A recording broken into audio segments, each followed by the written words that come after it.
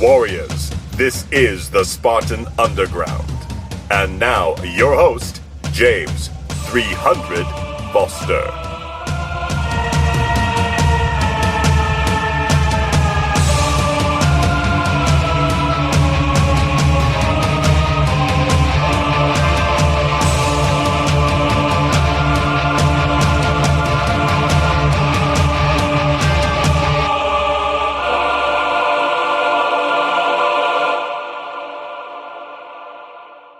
Hey friends, welcome back for the third episode of the Spartan Underground. Today I have my friend Jonathan Mui on. Jonathan's an awesome guy with a big heart who I met through my involvement with the Black Belts for Butterflies Autism Awareness Charity. He's a great person, really happy to have him on. And he's also a fellow show you roll enthusiast. And speaking of Show You Roll, I'm very excited to announce that they are my first official sponsor of the Spartan Underground podcast. So Show You Roll is the sponsor of this episode and every episode of the Spartan Underground podcast. Very exciting for me. They make the best jiu-jitsu gis on the market. I've been a supporter of their brand for a very long time and feel very fortunate to be one of their sponsored athletes. So make sure you go check out showyoroll.com,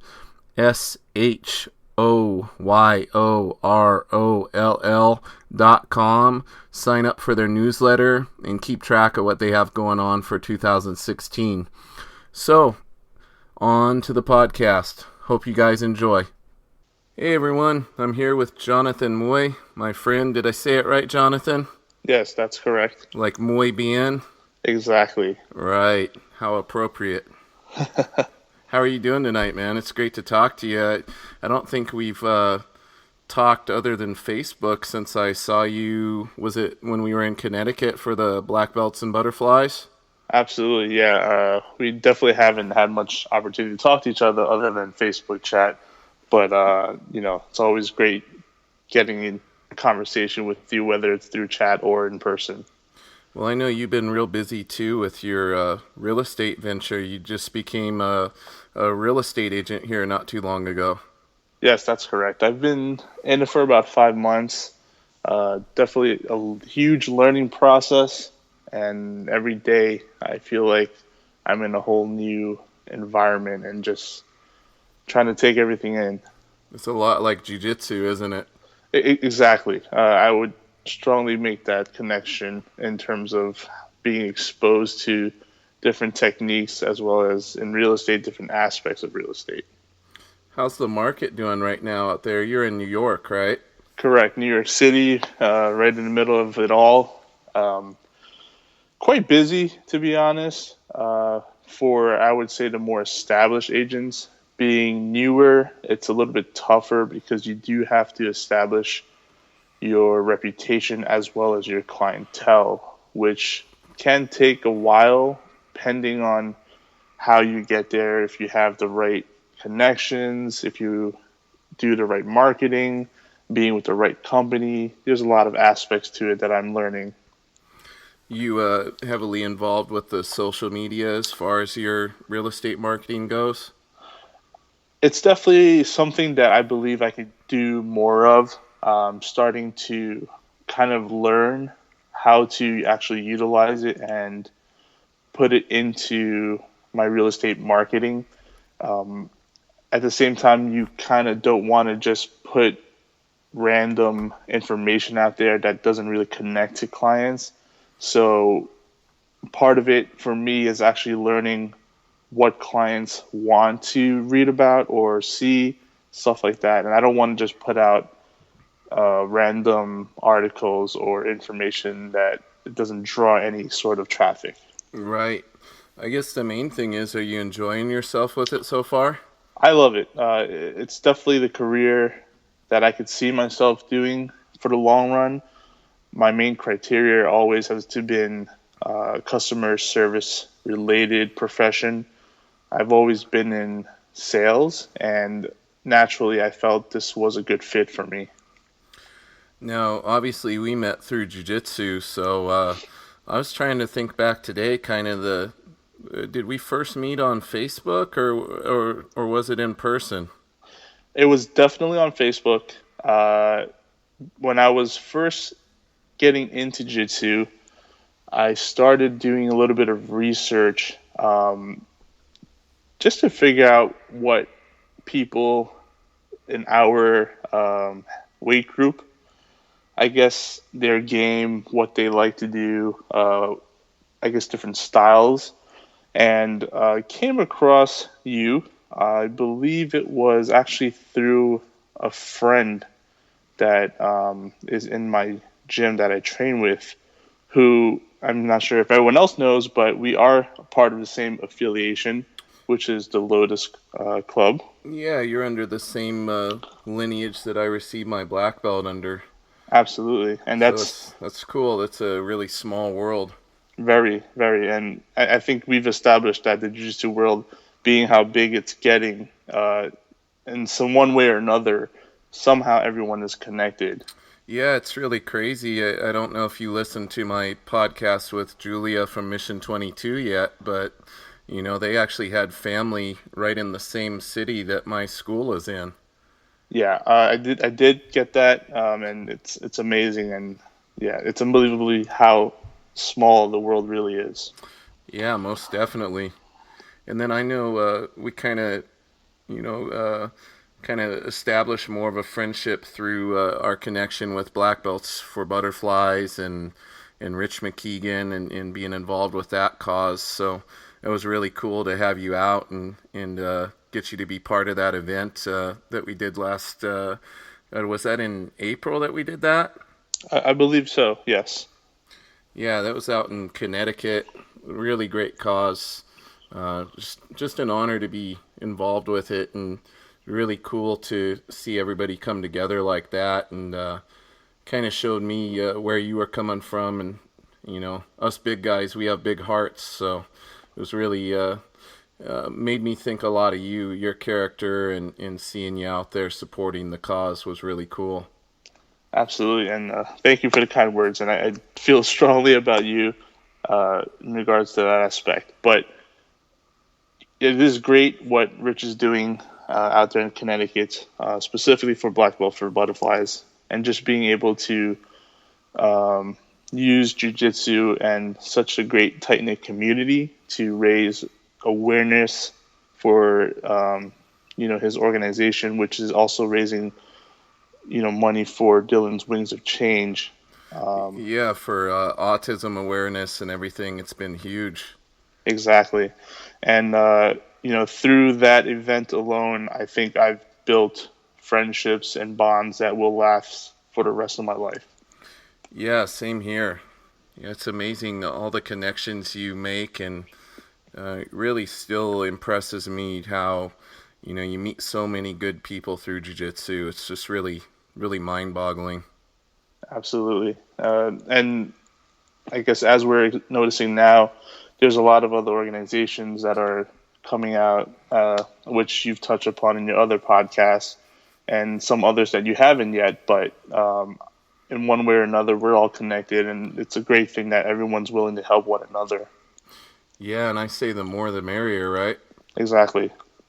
Now, speaking of jiu-jitsu, I think kind of your new career is kind of sidelined you from jiu-jitsu a little more than you like, huh? Absolutely. I guess with any career for any person in general, sometimes it's hard to balance work life, personal life, and jiu-jitsu life, right? Um, I'm trying to learn the business, and that takes up a lot of my time. I just feel like I have to invest this time now to kind of learn the business in order to set myself up for success in the future. Yeah, and I would say that's definitely the proper approach that you're taking. Of course, as a professor, we like to see our students maintain their training schedule, but you got to have priorities, and you got to kind of strike when the iron's hot, and you need to use your time and your resources now to set yourself up and establish yourself correctly for the future. Exactly. And in my opinion, this profession or any other customer service related, sales related jobs, it really comes down to knowing what your job is. And there's no way to do that without experiencing it or learning it firsthand. I mean, you can do research by reading, looking online, but honestly, this is one of those, real estate is one of those businesses that you have to really get hands on. Yeah, yeah, real world experience is really invaluable. I know a lot of people that have, don't have the fanciest degrees, but they're very much real world savvy, and sometimes those are the most successful people. Even though they don't have that piece of paper or that fancy degree, a lot of times you see them have great success because they go out and they get that experience and that exposure, and kind of like the school of hard knocks, right? Learning as you go. And I think there's something about that you can't recreate from textbooks and all those things. Not saying that school isn't incredibly important, because you got to have that foundation, but I think the real world learning is really valuable. Exactly. And I completely agree with that. Me, myself, personally, I was never, I wouldn't say a great student, but I was also not a bad student. I was one of the people that knew what I was good at and excelled in, those fields of education, and the ones that I struggled in, I did my best. As long as I was able to pass, it was great. And with that said, growing up, I've noticed a lot of, I would say, family or even friends that if they work hard enough, they can still be successful. Not saying that if you go the traditional school route, get a great education, that you won't be successful, but there's both sides of the spectrum. Yeah, and I've also seen people that have incredible degrees that they've gotten in college who they kind of end up with this sense of entitlement to where they think they should be able to jump into a higher up position, and then they just can't understand that concept of kind of paying your dues and working your way up. Yes, I completely agree, and especially being in a big city like New York City itself, you run into many of those. And personally, I have some friends as well as family that are like that. Yeah, I think we all do. Yeah, and it's tough, but at some point, they're gonna have to realize that they have to start where everyone else starts, regardless of what degree they have, how much time they've invested in school. It's just how business is. And also, a lot of companies nowadays, they are not willing to pay that premium for someone that's, that qualified per se. Yeah, a lot of times they want the person that's going to come in there and do the work for a little bit less pay, as opposed to jumping someone into that higher, more expensive paid position that has the degree. Exactly. Yeah, it's interesting. How long have you been in New York? I've actually been here all my life. Oh, that's awesome. I don't tell this to many people, but I was actually born in Jersey, but raised in New York. I don't like to share that, but So you're all about the gym tan, laundry, and all that good stuff. Definitely not. Fist pumping and going out to the club. Yeah. I can picture it now. Yeah, right. That's definitely going to be an image that's not comfortable with me. But yeah, I've been in New York basically all my life. Moved to specifically Brooklyn as a baby, and basically that was it. Been in Brooklyn for most of my life. Well, New York is one of the few places that I haven't been to do a seminar, so I'm really hoping that maybe someone that hears this episode of the podcast is, wanting to bring me out to do a seminar, because I'd love to come and visit. Absolutely. And I am trying to put things in motion, whether it's my gym or someone else's gym. I have been talking to some people, and we're going to definitely see what we can do. I would Yeah, love to have you out here. yeah, that'd be cool. It'd be my pleasure to come out and spread the love of jiu-jitsu over there in that area of the East Coast.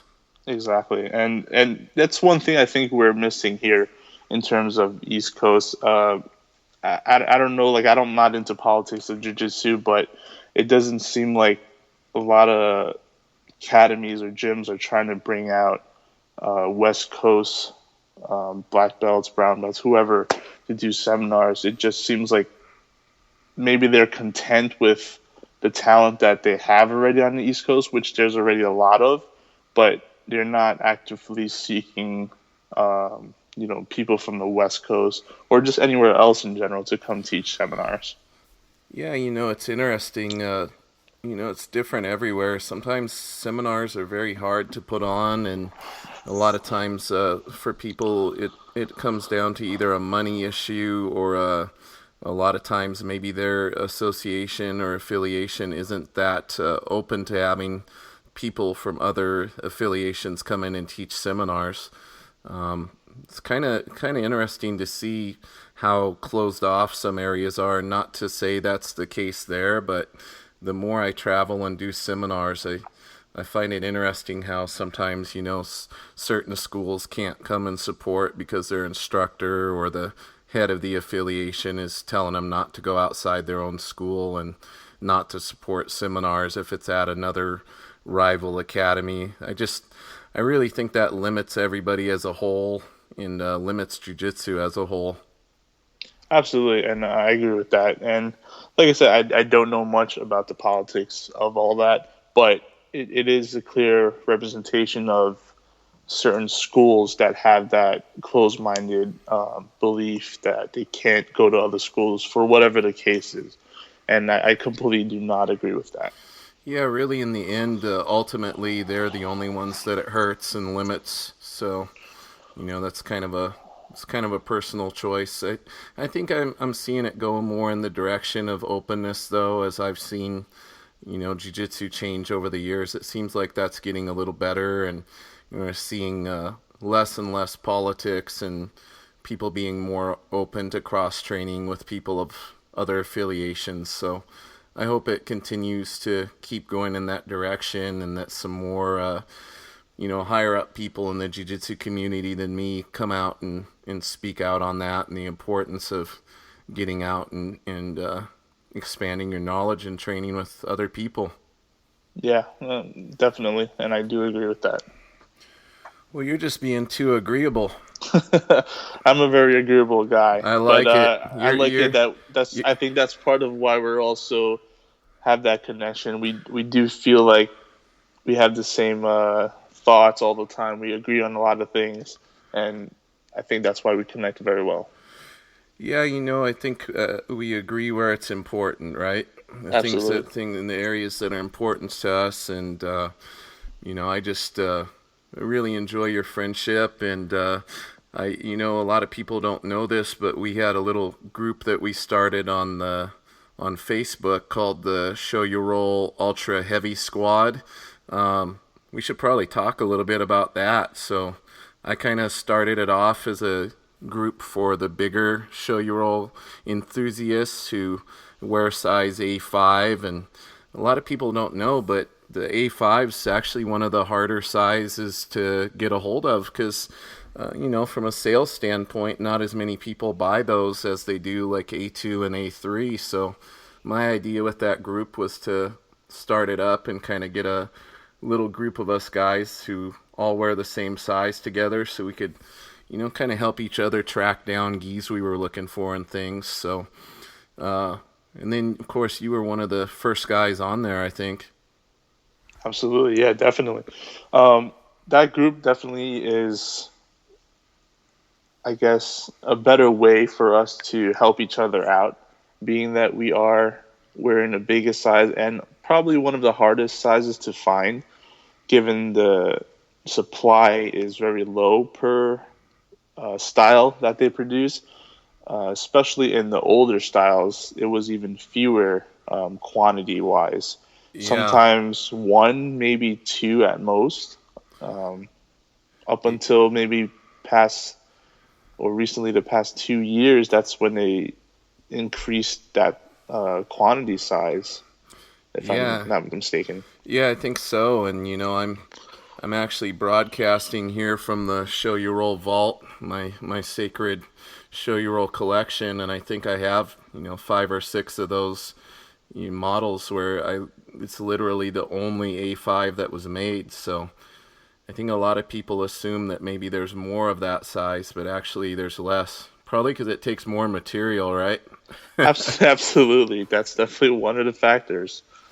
Um, Now and I actually started that group, but I got real busy and handed over the reins to you as a moderator, and then we kind of created a little artwork together and kind of came up with a little logo and things. So maybe you want to talk a little bit about our Ultra Heavy Squad patches that we have available and all of that. Absolutely. So it's turned into more of a passion project, I guess. I wanted to have a logo or something where everyone in the group, the Facebook group, can put on their gis, clothing, whatever the case is, just so that they can represent the group in itself. As you stated earlier, it was created for um, bigger guys that wear 8'5", and also, I guess, those of us that are in the super ultra heavy, rather the ultra heavy weight division in jiu-jitsu. But I mean, I've tried to just think about it more in a different direction, and I've come to the realization that one of the ideas of jiu-jitsu is to stay heavy. And Yeah. It's the idea that you should be able to, through technique and positioning and angles and leverage, that you should feel, twice as heavy or 3 times as heavy as you actually are. So really, it's kind of a universal concept in jiu-jitsu, whether the person is small or big. We're still trying to get them to maximize how heavy they actually feel. exactly. And just, a little bit of, I guess, information on that. Um, Master Renato Tavares Jr. Contacted me when he found out that I had these patches, and he's actually the one that kind of made me think more in that aspect of it. He's not going to say a small guy, but compared to others, he is smaller.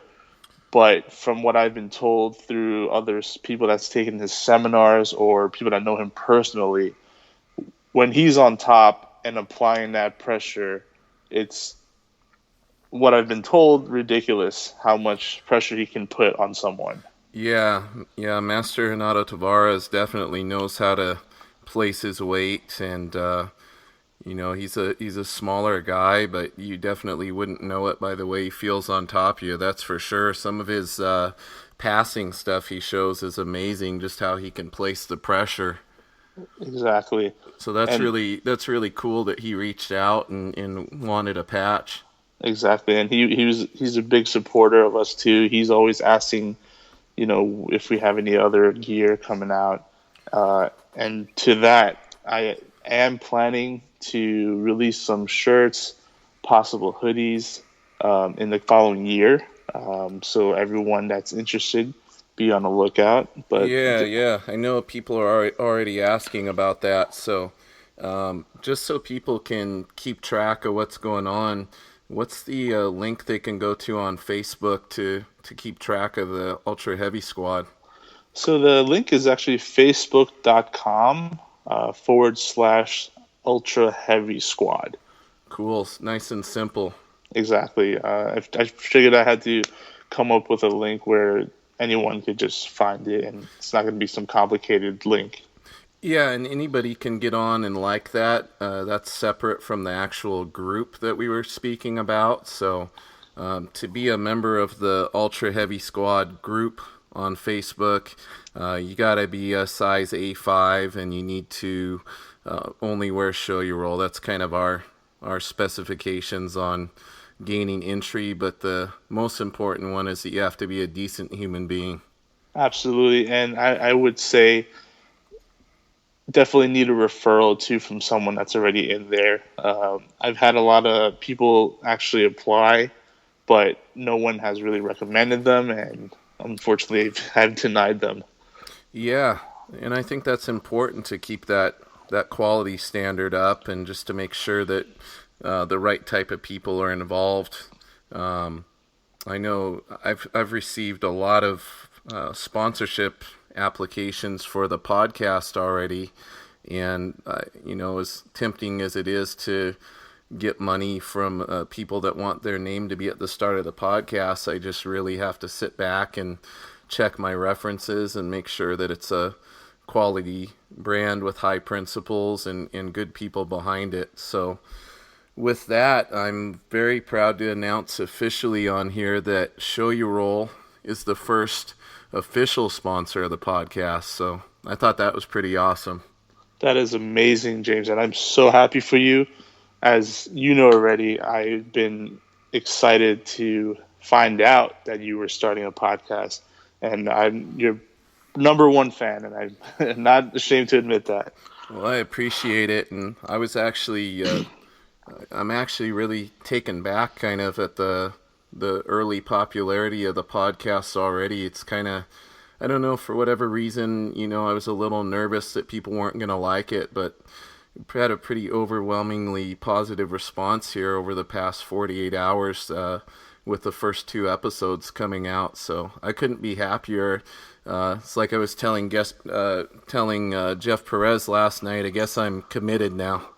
Exactly, and honestly, your naturality and just generosity and your humor, everything put together, it just comes through. So, and that's what I got from listening to your first 2 episodes. And honestly, it was really great to listen to it. Content was awesome. And also, your guests will just, I believe, bring a lot to your show as well. Yeah, definitely. And I wanted people to know, this isn't just about having like famous people in the jiu-jitsu community on here. I mean, I'm open to having people on here from other walks of life, and people like you who are my friends and all of that. I just think it's awesome to have this platform to kind of share the things we're passionate about with people. That is definitely great, and I bet that's probably one of the things that will be different from your podcast as opposed to other BJJ related podcasts, and that's amazing in my opinion. I feel very honored to be on here and to just be interviewed by you. Yeah, brother, you're in the top 3. You're going to be episode 3, so that's really cool. Absolutely, and I really appreciate it. Yeah, I'm still pretty new to this, so I'm kind of trying to take input from people and see who people would like me to have as guests, and kind of with the format, if people would like me to do a Q&A episode where it's just me answering questions or whatever. I'm open to any advice on that and any input from people. So definitely people like yourself who I'm friends with, or even people who are just listening, if you have suggestions or something you would like to hear, or somebody that you would like me to interview on the podcast, definitely make sure you let me know. Absolutely. And nowadays I'm pretty sure if people will voice their opinion without you asking. Oh, I'm sure. I've already got a lot of messages with people making recommendations, so yeah, I think you're right. I don't think I'm going to have any shortage of guests to come up here in the future. I actually I just confirmed today with Jason Scully of the Grappler's Guide, which is an awesome jiu-jitsu forum. Do you know who that is? I've heard a little bit about him, but not too much in detail. Yeah, he's a good guy. He's been around a long time. He's a very good black belt. He's the guy, if you see those videos, it says like, 101 sweeps in a minute or, in 3 minutes or whatever. It has kind of those little compilation videos. He's the one that does those. Yes, yes. I've actually seen a few of those videos. It's funny thing is they kind of pop up on your Facebook feed, I guess, because Yeah. a lot of my posts are jiu-jitsu related, so it's kind of associated. But I actually am familiar with a few of those, and I do watch a lot of them as well. Yeah, it's really great stuff and very unique as far as instructional materials out there. And I just confirmed him as a guest, so I'm real excited about that. The Grappler's Guide is a site, it's a forum that I've been involved with for many years. I was actually kind of one of the contributing members on there. I haven't been as active on there as I used to be, but it's a great site. It's one of the few jiu-jitsu related forums where it's very moderated to the point where you don't get any, to put it politely, you don't get any idiots on there, and if you do, they kind of get weeded out. So it's kind of a troll-free zone where people can come on and talk about jiu-jitsu and ask training questions and not get flamed by anybody. That's awesome, and honestly, this is the first time I'm hearing about it, and I will personally go on there myself and try to be a contributing member. Yeah, you definitely need to check it out. There's a lot of good resources. The free version has a lot of stuff, and then I know he has like a paid subscription where you get a ton of cool stuff, including like tools to track your training and goal setting charts and those type of things that you can download. So it's a great resource whether you're a beginner or someone that's been doing jiu-jitsu a long time, and it's something where you can really tell that he's passionate about it and he's really put his heart and soul into it. So those are the kind of people that I really like to support, who are out there putting out the quality products like that. That's awesome, and I'm pretty sure you will have no problem attracting more of those passionate people.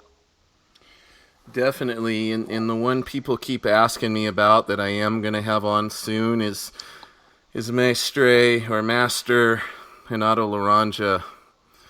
I will be having Renato Laranja on the show for all the people that have been asking, so that should be pretty interesting. We'll have to see, because I kind of want to keep this a family-friendly podcast, so that might be pretty hard for him. his head might explode if he tries to stay family-friendly. Yeah, I can only imagine. I might be bleeping it out. Half the podcast will probably sound like R2-D2. Maybe you should do that in person so that you can kind of have some scare tactics involved too, just to warn him before he. Man, I don't know. I don't think I'm intimidating to him. We did a seminar together, and he's pretty intimidating guy himself. That's true. Just being in his presence is kind of intimidating. So I don't know. 27-time world champion. That's hard to hold a candle to. Exactly. But hopefully he'll be able to restrain a little bit. I think so. How did you end up enjoying the first episode with Keith Owen? Did you like that one? It was awesome, honestly. I've had the privilege of also meeting Keith Owen at the Black Belt for Butterflies event where I met you for the first time. And honestly, I kind of got to know how he is through that first time we met. And hearing the podcast just solidified what a great person he is. His stories are always entertaining, and he has a great sense of humor too when he tells these stories. Yeah, and I always tell people, when I do seminars, he kind of set the bar for that. The seminars of his that I've attended, I really aspire to be able to put on the level of seminar that he does, because his seminars are really phenomenal. I highly encourage anyone who hasn't had a chance to attend one of his seminars to seek that out. I know he'll be doing quite a few next year, and definitely a great person to train with. Absolutely. And just a funny story regarding the first time I spoke with Professor Owen. We were actually sitting around, and I don't remember exactly whose seminar portion it was, but this guy just, randomly tapped me on the shoulder, and he asked me if I wanted to take a selfie. Being the friendly guy I am, I was like, sure, why not, right? I took my phone out, I took a selfie, and I didn't think too much of it. Then towards later in the day, I'm hearing everyone mention Keith Owen, Keith Owen, Keith Owen. I wasn't sure who it was, and little did I know, the person that tapped me on the shoulder was Keith Owen, and he wanted a selfie. That's awesome. That is awesome, and he's such a down to earth guy. He is. He is in a vast wealth of knowledge. I mean, I would say I would put him in my top 10 list of the most underrated black belts in the jiu-jitsu community. He's just a phenomenal instructor, has amazing technique, and on top of it all, he's a great person. So I'm really proud to call him my friend, and that was one of the big contributing factors to asking him to be my first guest on the podcast. So I was real happy to be able to do that. It was a great choice, and yeah, definitely great podcast. So Jonathan, what kind of plans do you have for the holidays? At this moment, honestly, I do not have a lot. You're gonna keep it pretty laid back? Absolutely. Just spend time with family that's local. Don't have too much time now that I'm doing real estate to get out. Being that it's practically running your own business, and essentially you have to be open 24/7. And to be honest, on the day of Christmas, I am actually have to do some paperwork. Yeah, one of the things when you're kind of, working in an area where you need to work for yourself almost, it's really, people don't understand there's no such thing as a day off. So, technically this whole week I've been off from teaching at my academy. It's the one time a year that I do that, but of course I've been doing these podcasts the whole time and working on my website and all these other things related to the business and my brands. So I think if you want to do it right, you got to have that level of drive and intensity and really take it serious like you are. Exactly. It goes back to what we spoke about earlier about just having priorities and, what we have to do. Definitely. So I know we're fellow big boys, and we're probably going to put away quite a bit of food, though, over the next couple of days if it's readily available to us. Exactly. I think that's a bit of an understatement, too. Yeah, it's going to be... I'm not going to feel too good about myself when it's all over, I don't think. We never do. But actually, I remember one of the conversations we had recently through Facebook was, I guess, finding out what our plans were, and you mentioned that you'd be making rounds to different families' homes. Yeah, it's going to be like a marathon for me. We're going to have several different meals. I gotta pace myself, gotta make sure I'm not eating too much carbs and getting in the extra protein to try to keep me going through the day. And yeah, we got, my wife and I kind of do our thing in the morning on Christmas Eve with our gifts and everything. And then we have early dinner with my parents. And then we'll be heading out a little later in the evening to my wife's side of the family and having dinner with them. So have two dinners. That'll be second dinner. Yeah. and then on Christmas Day, we go early in the morning and have a wonderful breakfast with my wife's parents. And then that's when they have their tradition of my wife and her sister and, of course, her parents and my little niece and brother-in-law and us all exchanging our gifts over there. And then we go down the road to her grandma's house, the other grandma, and then there'll be more food, more gifts, and then it's not over. Then we will drive out to Auburn to visit my grandpa, and I'm sure there'll be more food waiting there for me. That sounds like an amazing holiday, honestly.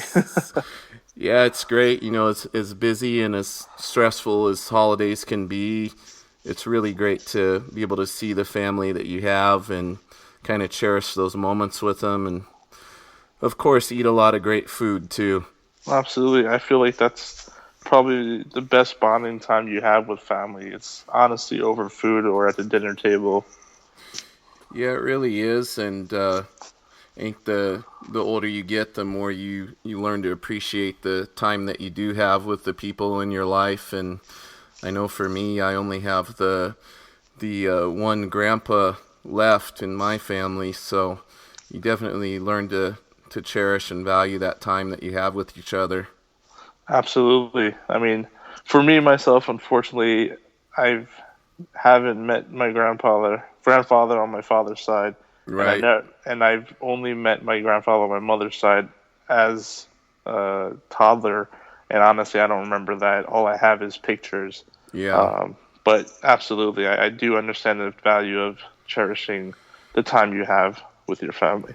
Well, I'm also a strong believer in that you can choose family that's just as strong as the family that you have by blood. So I think for a lot of us in jiu-jitsu, we experience that. And, there's a lot of people out there who have people, maybe they're not close with their blood relatives, but they have a very strong connection, just as they would if it was family, with some friends and individuals they met through the jiu-jitsu community. So that's always really cool to see. Absolutely, and I mean, it doesn't even have to be jiu-jitsu. It could be any sort of club gathering, whatever the event is. There's other ways to, I guess, have a family is a better way of saying it, but it doesn't have to be blood. You can just create a connection with someone and just let it develop, and it turns into a family. Exactly, I couldn't agree more. And I know a lot of, for me, it's been a lot through the martial arts world, and I got a couple people that are like brothers to me. I'm a only child, so I'm not one of those spoiled only children. But the people that are like brothers to me are a lot of the people I've met through the jiu-jitsu community, and I believe I have every bit of the amount of love and connection to them that I would if they were a brother through blood. Absolutely, and same thing for me. I've never really had siblings, but I've met people through jiu-jitsu that I can see as if they were my brother for the rest of my life. There's people that I've spoken to maybe once or twice, and the connection is just amazing, and it feels like we've known each other for our whole lives. Yeah, definitely. It's a really special thing, and um, I'm just happy to call you my friend and include you in that list of people that I've met through jiu-jitsu who I have a great connection with and an awesome friendship with. And it was really an honor to have you on here for the third episode, man. I hope you enjoyed it. I did very much so, and thank you very much again. I feel very honored to be on here, especially the top three. All right, my friend. Well, happy holidays to you. I hope you have a good one. Eat lots of food and pace yourself. You might have to go a few rounds. Absolutely. Happy holidays to you and your family as well. All right, brother. Take care and have a great night. Take care. Bye.